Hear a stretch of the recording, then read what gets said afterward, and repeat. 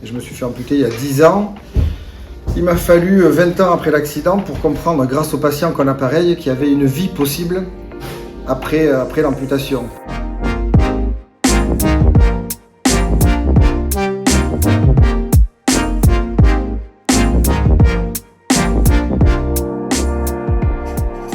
Donc voilà, je suis Philippe.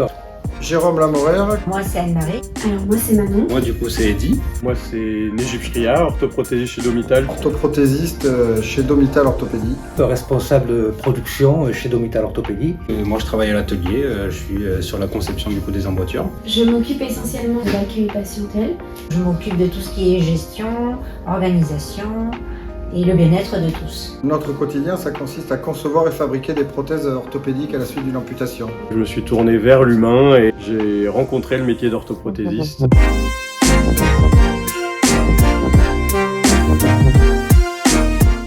La force de Domital, je pense que c'est La bienveillance. La proximité avec les patients.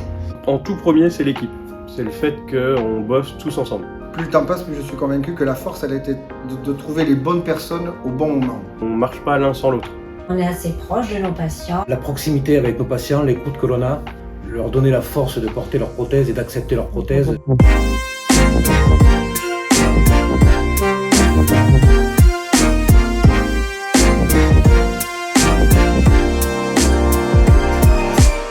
Si on la ramène à l'échelle du temps, oui, ces 20 dernières années, depuis que nous on fait ce travail, ça a énormément évolué effectivement.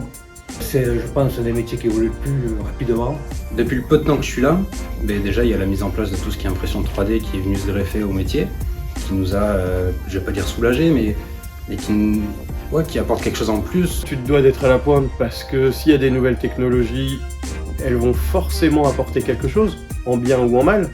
Du coup, il faut les connaître pour pouvoir savoir si tu dois les appliquer ou pas. Au niveau des résines, c'est vrai qu'on a de plus en plus de résines qui sont de meilleure qualité, qui prennent de plus en plus vite ou moins vite, enfin, tout dépend ce qu'on recherche encore une fois. Dans quel sens ça va évoluer, je serais dire, mais je pense que l'artisanat, en tout cas, est essentiel. La main sera toujours utile dans notre métier.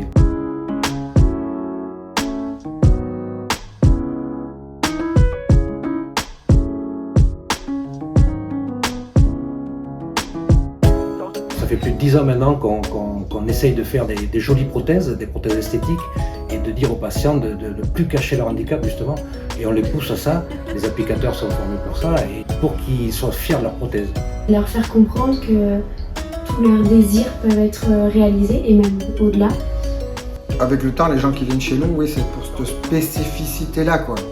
Je veux dire, c'est très rare, pour ne pas dire quasiment jamais, qu'on fasse des prothèses couleur chair par mimétisme qui ressemblent à une fausse jambe. À tel point qu'on en est arrivé à dire, nous on fait pas de fausses jambes, on fait de vraies prothèses, quoi. Ça permet au patient d'assumer au final son handicap, sans forcément vouloir le masquer. Et c'est quelque chose qui pour moi à l'atelier est vraiment top, parce que c'est vraiment là-dessus où je m'éclate, où je peux faire vraiment ce qui correspond le plus aux patients. On est ouvert à tout, on discute avec eux, on voit l'évolution de vie qu'ils peuvent avoir, les sports qu'ils font ou quoi que ce soit, et on essaie de mettre en lien effectivement cette prothèse, en tout cas l'esthétique de la prothèse, avec leur personnalité.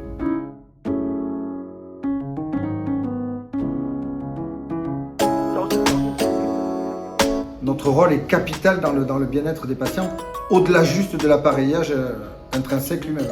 Notamment dans le secteur des prothèses, effectivement, il y a une relation qui est tout autre.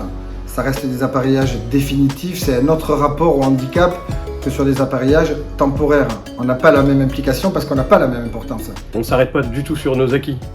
Dès qu'on revoit un patient qui nous dit tout va bien, ok, tout va bien, mais qu'est-ce qui peut être mieux?